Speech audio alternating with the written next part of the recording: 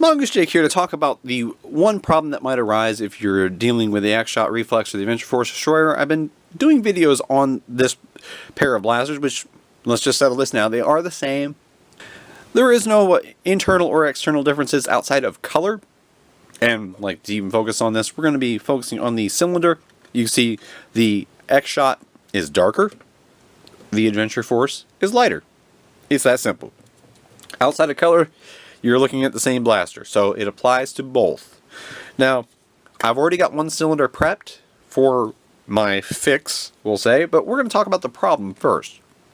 Now, these have one flaw that I can see. I mean, the plastic's pretty good on the X Shot Reflex. It's a little thinner than Nerf's, but not tragically so. You know, the blaster shell holds up to high spring loads quite well. The one thing that doesn't is the cylinder. The cylinder is actually held together only by one screw. This little guy. This is all that holds the cylinder together. Because the cylinder is not a solid unit. It actually comes apart.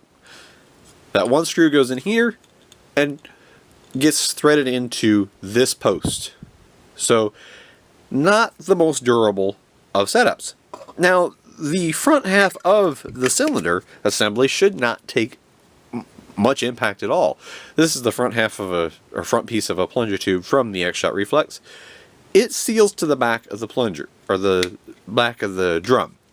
Now, when it seals there, if it takes an impact, say you've modded it, taken out the air restrictor, and it takes an impact from the plunger rod slamming forward, the back of the cylinder takes most of the brunt force. So for this to break, which I have seen them break apart, you have to be mostly either dry firing, maybe you dropped it, or you're doing high spring loads and a very, very tight dart fit. Well, it's quite simple to fix this. You have two options. One, this is the rotational mechanism.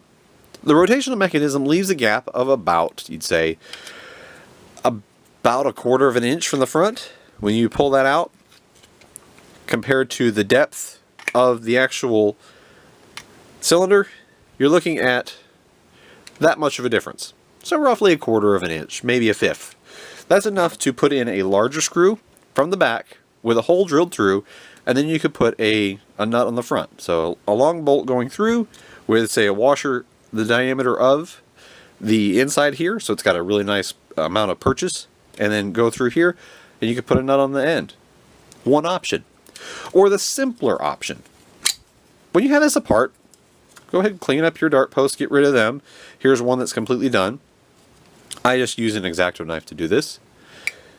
Make sure you don't put any burrs on the backside, because of course, again, this is sealing against the backside, so you don't want any rough spots anywhere.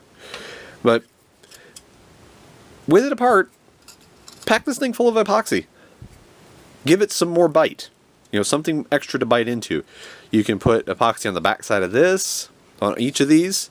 You can put some around in here, and then reassemble it.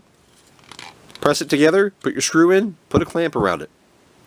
Let it sit there, let it cure. Then you'll have a much more secure cylinder. Brass it up while you're at it. That's a way to take this and do the work yourself. And that's what I'm actually going to do with this one. This one's also going to get the treatment. They're going to be my spares for actually these here. But take it to the workbench and sit there and do it yourself. Doesn't have to cost you hardly anything other than the cost of some time and some epoxy. And it'll make the cylinder much stronger, much more durable. Barring that, go grab one of Trip Miller's cylinders and either order it from him or print it up yourself with the files that he sells. But doing it yourself right here, easiest way to make the X Shot Reflex or Adventure Force Destroyer strong and reliable.